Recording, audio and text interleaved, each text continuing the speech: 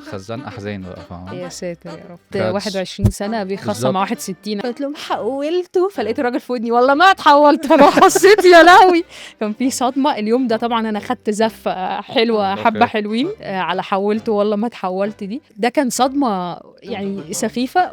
ليه يا جماعه؟ عارفه انت حماس الشباب بقى، ليه يا جماعه ما نعملها عادي؟ محمد صبحي اللي هو ايه، انا ليا وجهه نظر تانية خالص بقى في اللي احنا بنعمله ده. اقطع الورقة وارميه. ارمي بقى، هربد الورق ده في الزباله عادي. ازيك يا يحيى، عامل ايه؟ كله حلو، انت اخبارك ايه؟ انا الحمد لله الحمد تمام. لله على السلامه. الله يسلمك. ثانك يو. معلش ظروف. لا لا، بسيطه بسيطه. يا ترى فاكر أول يوم في الشغل وصدمة ما بعد الكلية كده وبعد الجامعة وأحلام الجامعة وتروح الشغل أول يوم؟ اه انا فاكر يومين الحقيقه. أوكي. اول يوم شغل بالنسبه لي كان اول يوم تدريب، واول يوم بعد ما خلصنا التدريب علشان نبدا نشتغل. أوكي. فاول يوم تدريب كان لذيذ بصراحه، مم. يعني كده كده زي ما قلت قبل كده، ان نلاقي حد واقف بيتكلم، وان انا اعرف ان في حاجه اسمها ترينر وبيقف يتكلم قدام الناس، فكانت دي البدايه اصلا. أوكي. آه فخلينا نعدي مرحله التدريب ونتكلم في اول يوم شغل شغل عشان حقيقي. خزان احزان بقى، فاهمة؟ يا ساتر يا رب. فطبعا في التدريب هو احنا كلنا ناس جديده، فكله بيتعلم لسه مش فاهم مش عارف، فكلنا في نفس الليفل تقريبا. بس اول يوم شغل بقى انت فجأة خرجتي من التريننج، دخلتي تيم حقيقي، هم. فبقى عندك ليدر، بقى عندك تيم كبير، شخصيات مختلفة، منهم اللذيذ ومنهم اللي لأ، منهم اللي سالك ومنهم اللي لأ. فانت كنت يعني شوية، الواحد احيانا بيحس انه في جت فيلينج كده، مين مريح مين مش مهم. قوي. أنا عندي ف ده مش شغال، كل الناس كويسة كل الناس طيبة لغاية لما أخد على قفاها. الحمد اي لله. كان ريليت الحقيقة. شكرا يا حبيب قلبي. فالفكرة انه اول يوم بالنسبة لي بدأت أشوف مين الناس اللي بتساعد، مين شايفة إنه في حد جديد داخل التيم، فمدين إيديهم، يعني اللي هو لأ ما تقلقش والدنيا لطيفة والكلام ده كله. ومين لأ ما عندوش الحتة دي، اللي هو مع نفسك، أو متخيل إن هو لما هيقول لي اعمل كذا فأنا هدوس على الزرار خلاص بقيت بعرف أعملها. هم. يمكن أنا كنت محظوظ إن أنا كان معايا ليدر شاطر، أوكي. شهاب لو سمعنا دلوقتي يعني، فده من الناس، من أشطر الناس اللي أنا اشتغلت معاها، وهو اللي حببني في اول شغل انا اشتغلته، رغم ان انا كنت في مجال خدمه العملاء، اتصالات هم. الامارات وكده. بس انا وصلت لمرحله، او احنا كتيم وصلنا لمرحله انه احنا بنشتغل علشان شهاب، مش علشان أوكي. الشركه اللي احنا فيها. فدي كانت الليفل اللي احنا واصلين له معاه. بس كنت تحس ان انت دخلتي عالم موازي غير اللي احنا متعودين عليه.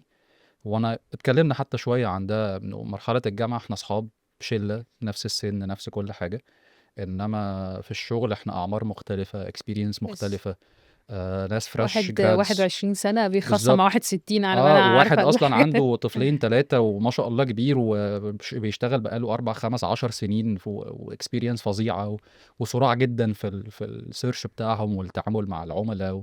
فاول يوم تحس ان انت دخلتي الخلاط، هم. يعني بين قوسين كده دخلت الخلاط. انت شايفه تيم كبير غير بقى التيمات التانية، لما تبصي بقى على الباقي اللي موجودين حواليك يعني. فهو خلاط، أوكي. خلاط، والواحد بقى بيحاول ان هو يكوب. الناس دي بتحقق التارجتس بتاعتها وارقامها قوية، واحنا بقى جايين لسه اللي هو ايه، بسم الله الرحمن الرحيم، انتوا بتعملوا ايه بقى؟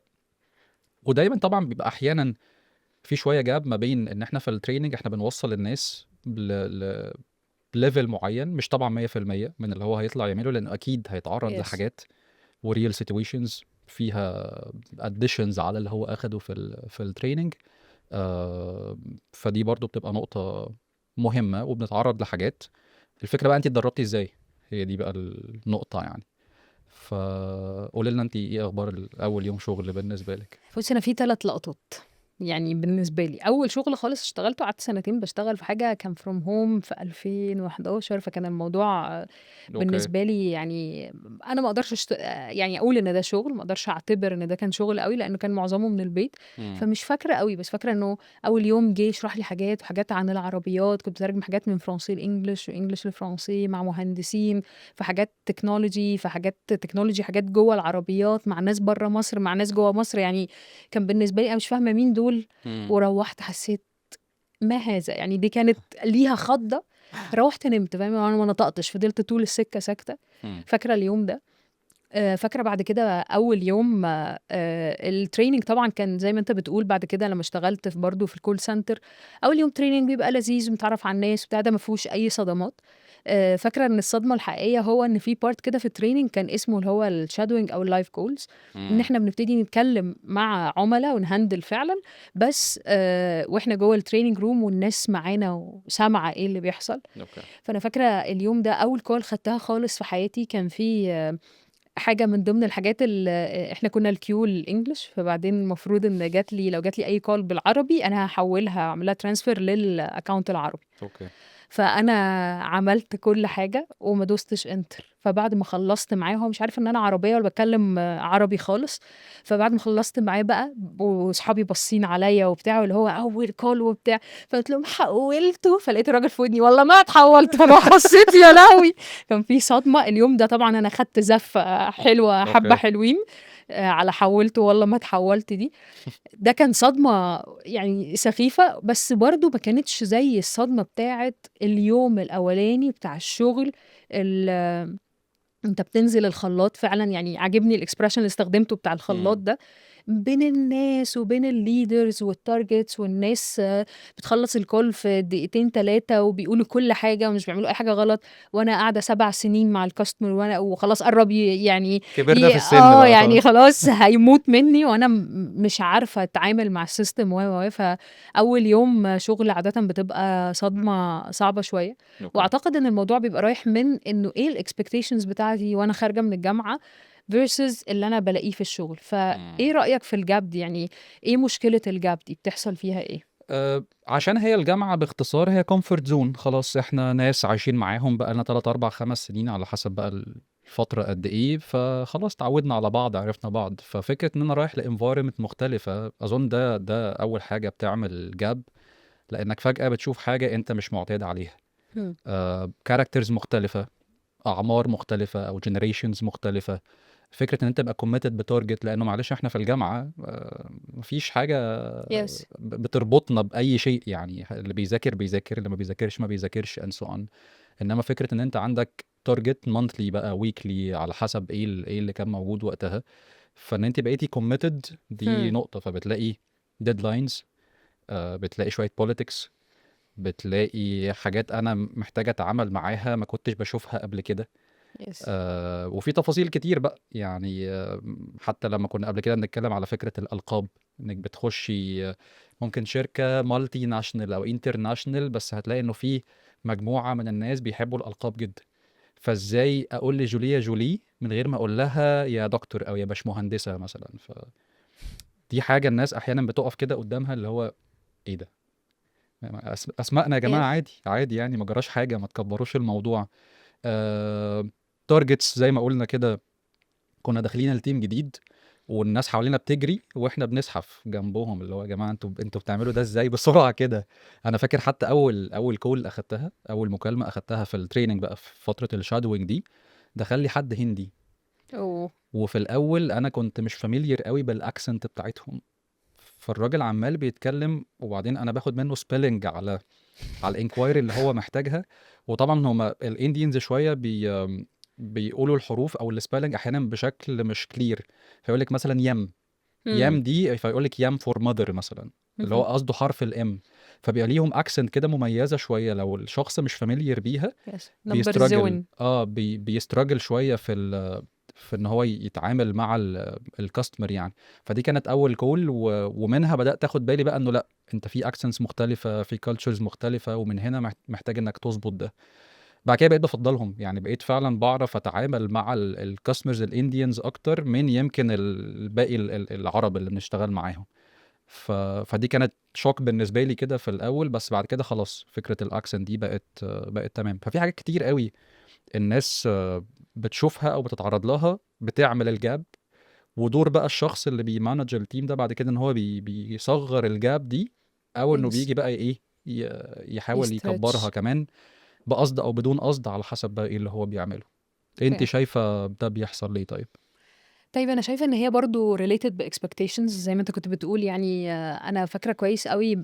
يعني أقدر أقول أو أشبّه الexpectations بتاعتنا من وإحنا في الجامعة امم وإحنا داخلين على الشغل.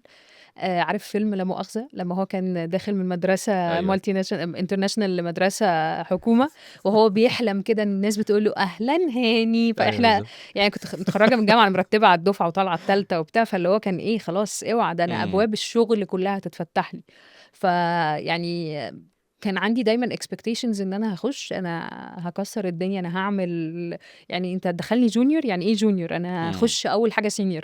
وانا ايوه كانش عندي اي experience في اي حاجه وبتاع، واول ما دخلت برضو بيبقى فيه expectations ان انا هكون جامد جدا وهكون معروف والناس هتشوف قد ايه ان انا شاطر، while انه في الشغل ولا مره دخلت اي مكان جديد ايا كان كنت حاسه انه ايه ده الناس منبهره بيا. يعني طبعا واحنا في امم الجامعه بيبقى عندنا شويه طموحات ان الناس وفي تنبهر باللي تناكة احنا غير مبررة كده ما تعرفيش جاية منين. يعني اقدر اقول فعلا اللي هي دي دانين كروجر افكت، ان انت كل ما كنتش عارف امم عن الحاجه فاكر ان الموضوع سهل، كل ما تديك ديبر تلاقي انه انا مش عارف. ايوه فده حاجه من ضمن الاكسبكتيشنز ان انا هبقى داخل انا هامبرس الناس، انا عايز افهمهم قد ايه ان انا شاطر وانا فظيع وما حصلتش، وايل ان انا بتصدم صدمه بتاعت لا انا لسه في كتير قوي قوي محتاجه اتعلمه.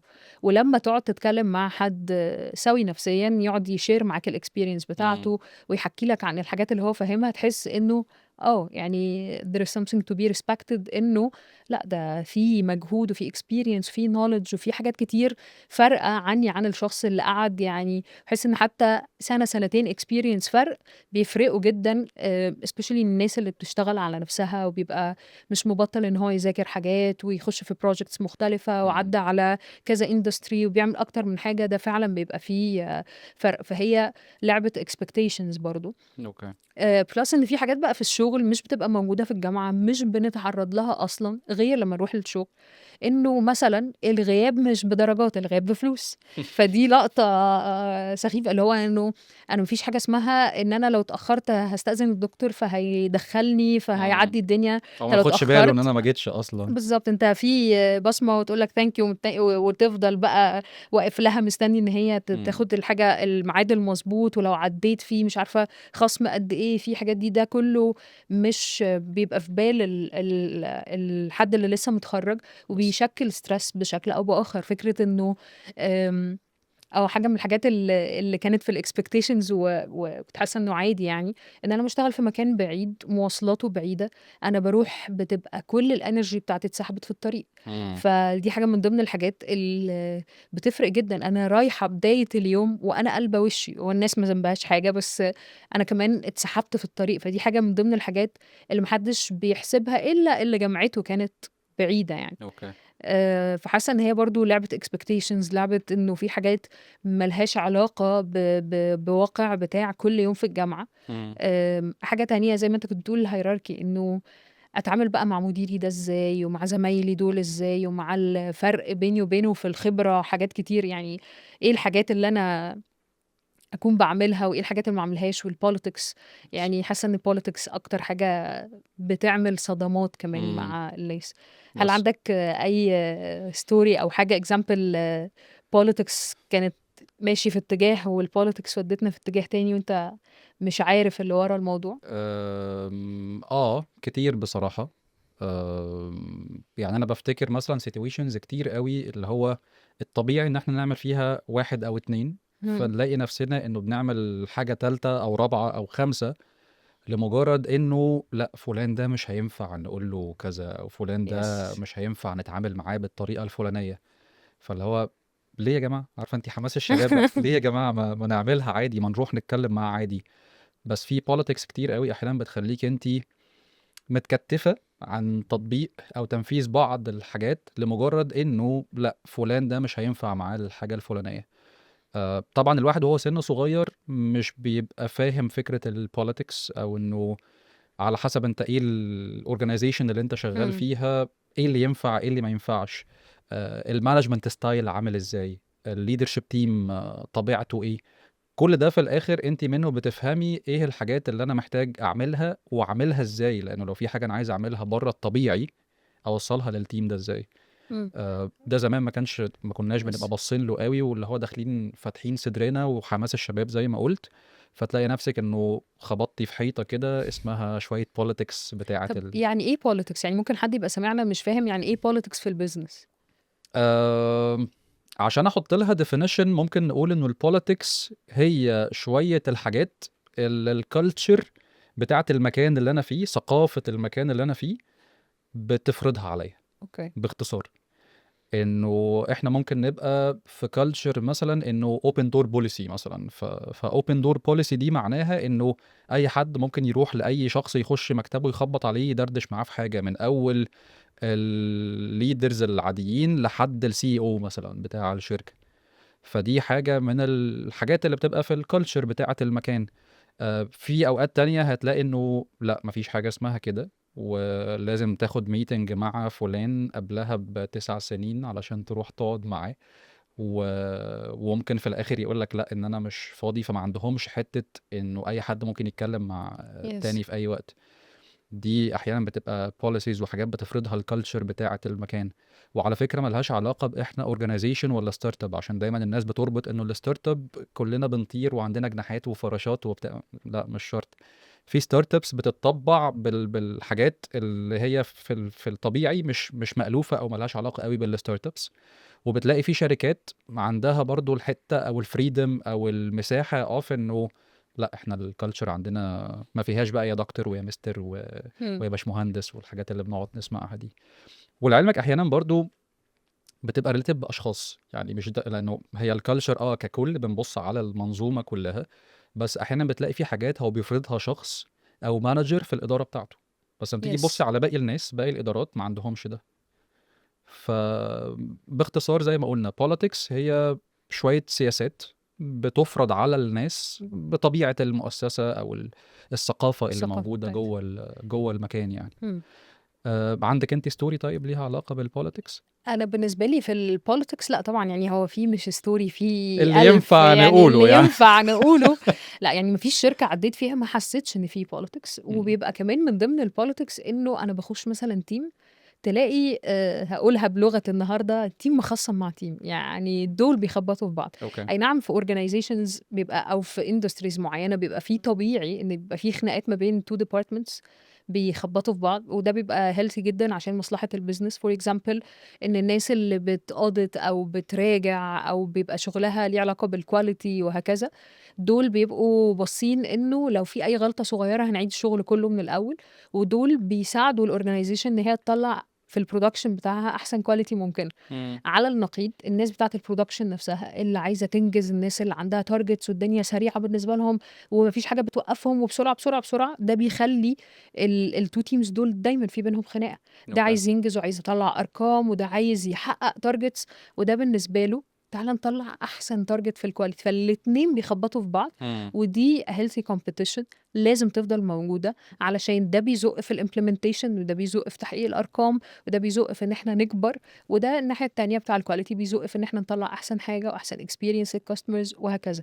فمن ضمن البوليتكس اللي دايما بتبقى موجوده وانصح بيها اي حد لسه بيروح شغل في مكان جديد او اول مره يبتدي شغل، القط الحاجات دي، والقط ايه حاجات هيلثي وطبيعي ان هي تفضل موجوده. ولو غيرت الشركه في نفس الاندستري هتلاقي الخناقه دي موجوده. مم. وما بين الحاجات اللي هي فيها بقى نفسيات، وفلان بيحب كده وتيم وما بيحبوش كده، والتيم ده لازم تقول له القاب، والتيم ده لازم تبقى فريندلي معاه، والتيم ده ما يحبش تبعت له ميلاد. يعني في شويه حاجات دي بتبقى ليها علاقه بالاشخاص. يس. ففي فرق ما بين البوليتكس بتاعه الشركه او الاورجنايزيشن، والبوليتكس بتاعت هي طبيعة الشغلانة كده، طبيعة المجال ده كده كاندستري يعني.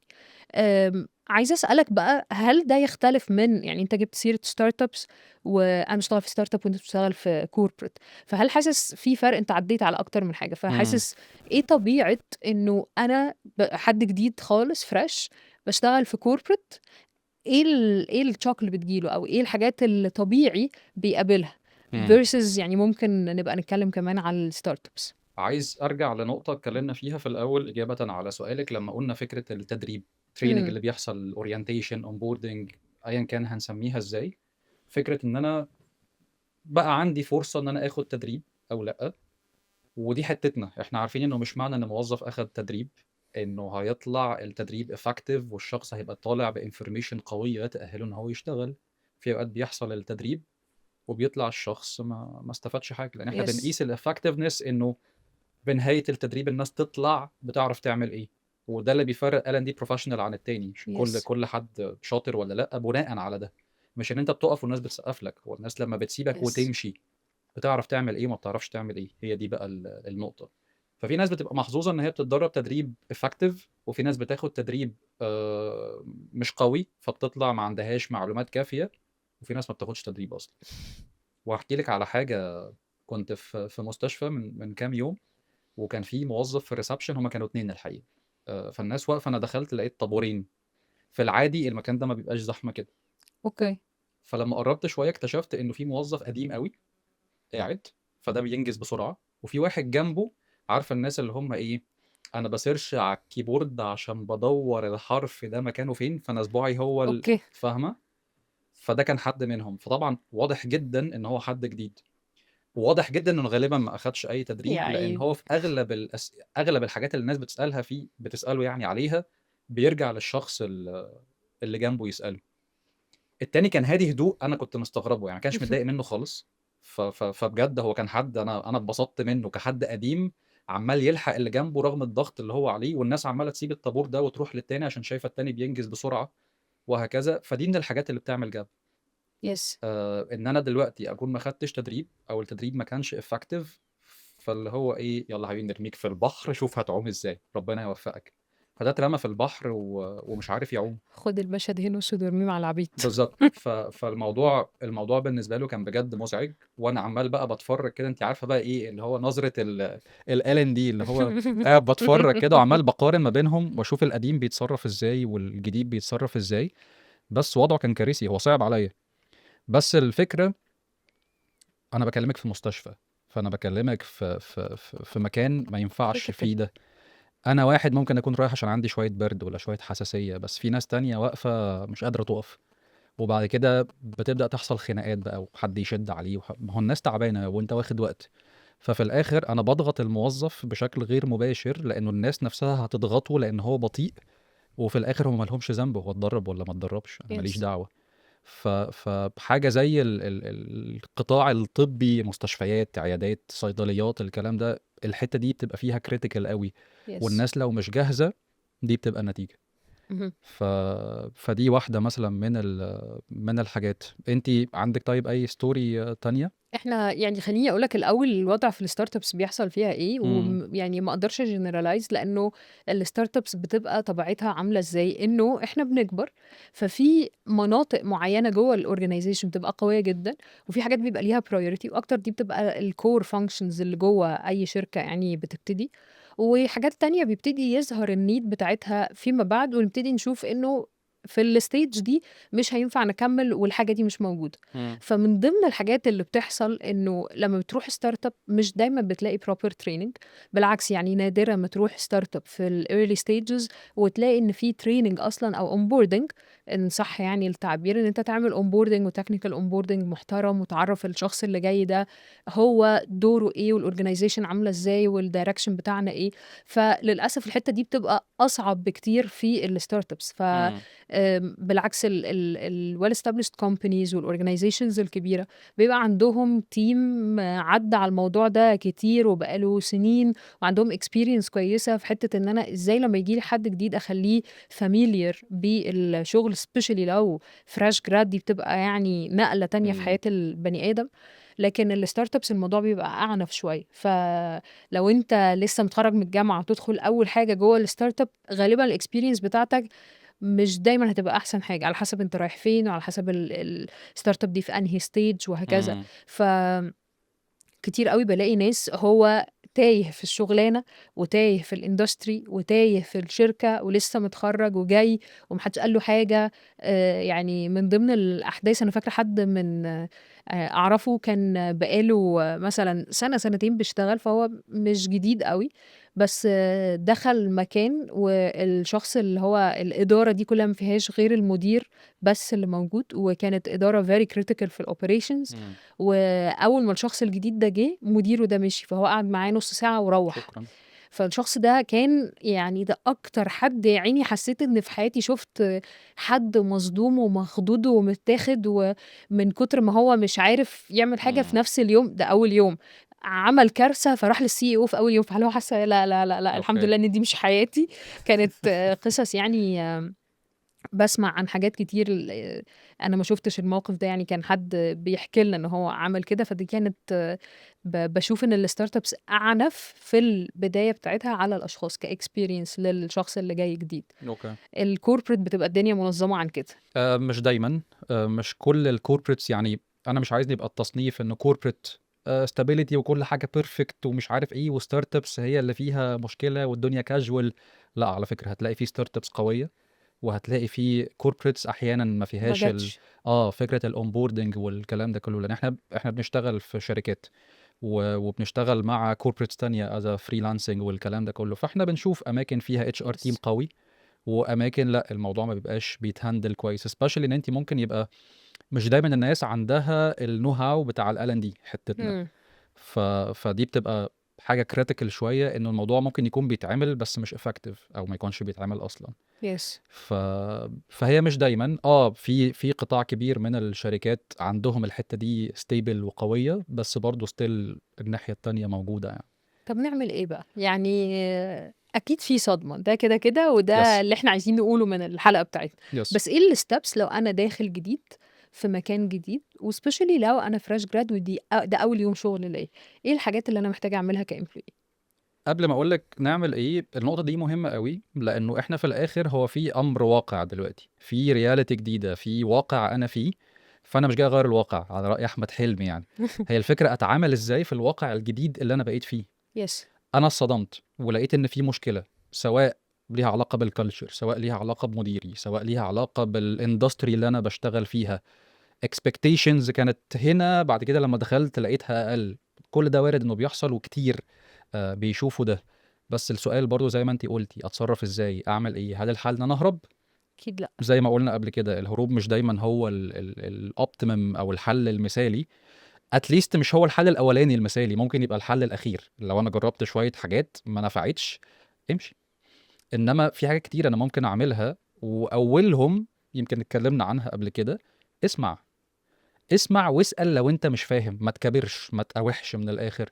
بلاش الايجو والغرور بتاع انه انا اشطر حد في الدنيا، انا مش محتاج اسأل حد في اي حاجة. اخدناها ده في الجامعه والدكتور قال لنا نعمل كذا، يعني مش بالظبط. دايما. بالظبط، لان احنا اصلا هو في صدمة لوحدها ليها علاقة باللي احنا درسناه، وبعد كده بدأنا نشتغل. وعارفه محمد صبحي اللي هو ايه، انا ليه وجهة نظر تانية خالص بقى في اللي احنا بنعمله ده. اقطع الورقه وارميه. ارمي بقى، هربد الورق ده في الزبالة عادي. فالفكرة انه بلاش نقاوح، بلاش نكابر. لو انت فعلا مش فاهم اسأل. مش لازم ابقى ماشي بقى اللي هو حاطط ليبل كده على راسي لو انا مش فاهم حاجه. لا، اسال اسال عشان تفهم، فده اللي هيخليك انت مع الوقت تجين، يجي لك اكسبيرينس وتفهم اكتر. وزي ما انت قلتي، سنه بتفرق. من ان يس. انا متخرج السنه اللي فاتت، لا انا السنه دي بقيت فاهم حاجات كتير قوي جوه البيزنس. فان انا اسال، دي نقطه. ان انا اسمع كتير، دي برضو نقطه تانية. ايه كمان، فهمي للاندستري مهم. يس. دي بقى حاجة كريتيكال قوي قوي قوي، لأن بنشوف كتير ناس شغالة في إدارات مختلفة بغض النظر عن الإدارة دي بتعمل إيه، مش فاهمين أصلا البيزنس بتاعهم كويس. أنت مثلا في حاجة ليها علاقة بزي سوبر ماركت أونلاين، أنا شيبينج لوجيستيك سبلاي تشين الكلام ده كله. فتخيل إنه مثلا يبقى حد بيشتغل عندنا في إدارة معينة، أيا كانت هي إيه، مش فاهم يعني ايه شحن، مش فاهم يعني ايه دوماستيك سيرفيس، مش فاهم يعني ايه اكسبرس، مش فاهم يعني ايه فريت. دي حاجات كريتيكال قوي في الاندستري بتاعتنا. فلو يس. الشخص اللي بيشتغل، ان شاء الله حتى تكون انت شخص بيعمل اي حاجه جوه اتش ار تيم ايا كان، لازم تبقى فاهم الاندستري. لو انت مش فاهم الاندستري، ده هيعطلك كتير قوي يس. انك تكبر وتفهم. فدي يعني لو هختصر الموضوع في 3 نقط بالنسبه لي هيكونوا دول: اسمع، اسأل لو انت مش فاهم، ما تكبرش خالص، ما تحاولش انك تنزل تنط في المية وانت مش عارف هتتحرك ازاي. والنقطة الأخيرة اللي أنا لسه افهم قايلها دلوقتي الاوبريشنز. بالظبط، افهم يس. التكنيكال، الحاجات الكريتيكال قوي جوه افهم الاندستري بتاعتك. يس. انت في مجال خدمة العملاء، افهم يعني ايه اتش تي، يعني ايه يوتيلايزيشن، يعني ايه كذا، يعني ايه ورك فورس، ده خدمة عملاء. طب انت في سبلاي تشين، وافهم يعني ايه 3 بي ال، افهم يعني ايه فريت دوماستيك اكسبرس، افهم يعني ايه خطوط طيران بتشتغل مع بعض، فكرة الشحن، الهب كل الحاجات دي اكسبريشنز تكنيكال قوي. لو انا في الاندستري بتاعتي مش عارفها، هتأخر كتير قوي. يس. فاكرة أول ما رحت الحتة اللي أنا فيها دلوقتي كان بروح أنزل مع بتوع الدليفري أوصل معاهم أوردرز من بعيد أتفرج هو بيعمل إيه وأفهم الدنيا وأنزل الفروع. وحسيت إن برضو في حتة أنا مش قادرة أجمعها قوي فرحت خدت سبلاي تشين كورس اللي هو حاجة أنا مش هروح لها. يس. يعني ما أعتقدش إن أنا في يوم من الأيام أروح أشتغل في حاجة operations بس يعني it was يعني pivotal point إنه لا أنا فهمت أحسن شوية. بقيت عارفة أشوف الضغط على كل حد أنا بكلمه عامل ازاي لان انت لما تروح تقول له مثلا تعالى طلع الناس بتاعتك تريننج فابقى فاهمه هو هيطلع الناس بعد الشيفت قبل الشيفت الدنيا عامله ازاي.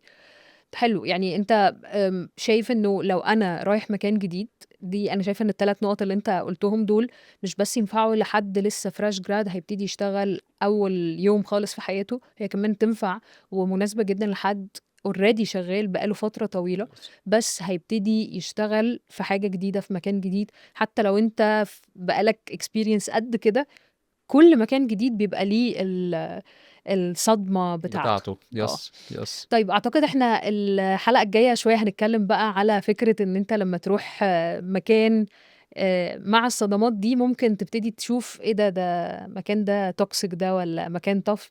فاحنا المره الجايه هنفرق اكتر ما بين يس هي الانفايرمنت دي توكسيك ولا طف صح كده. يس. رتم سريع والدنيا فيها شغل في كل حتة والناس كلها بتجري، ولا لا في ريد فلاج بقى محتاجين نقف عنده نهرب. ونبدأ نشوف. بالظبط بالظبط. اوكي ماشي يبقى زي ما كل مره بنقول هنعمل يس. ايه بقى. هنستنى هنفعل الجرس ايوه الأول. ايوه عشان دي عشان بتاعتي الجرس ده بتاعنا بس. وطبعا أكيد محتاجين يور كومنتس وتعليقاتكم علشان لو حابين نتكلم عن توبكس مختلفة الفترات اللي جاية، فده مهم إن احنا نعرفه. واعملوا لنا طبعا فولو عشان توصل لكم الحلقات اللي جاية. صح شكرا يا كده؟ يحيى. شكرا يا جولي.